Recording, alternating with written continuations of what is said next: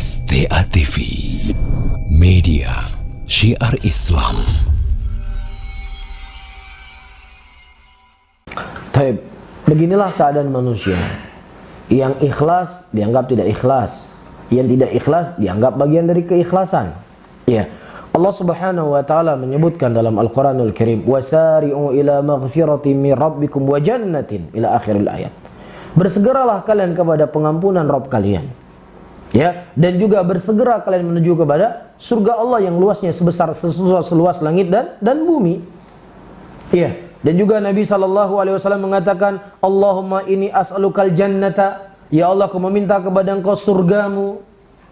Dan Nabi SAW mengatakan, wattaqun nar walau bisyakiti tamar, takutlah kamu dengan neraka walaupun dengan sebiji kurma. Jelas? Ini hadis yang datang dari Nabi.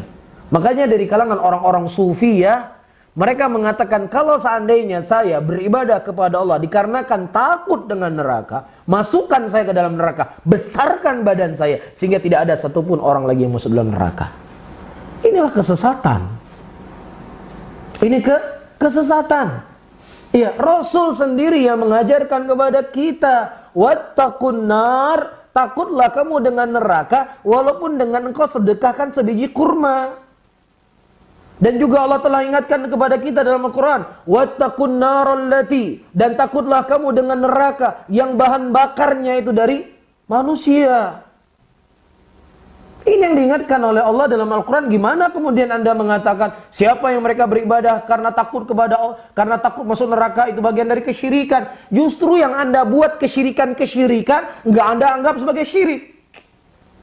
Menyembelih untuk selain Allah, bertawassul dengan hal-hal yang tidak dibolehkan dalam syariat Islam, Anda anggap itu sebagai ibadah. Justru yang itu datang dalil dari Al-Quran dan Sunnah, Anda anggap itu sebagai apa?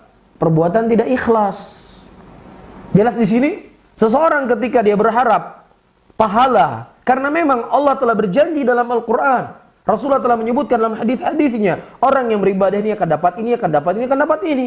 Kita berharap apa yang dijanjikan oleh Allah Subhanahu wa ta'ala. Kecuali seandainya seseorang itu sholat, dia harapkan pujian manusia, ini baru namanya syirik. Tapi kalau seandainya orang itu melakukan ibadah kepada Allah Subhanahu wa ta'ala, yang Allah persiapkan untuk mereka surga, dia berharap surga Allah.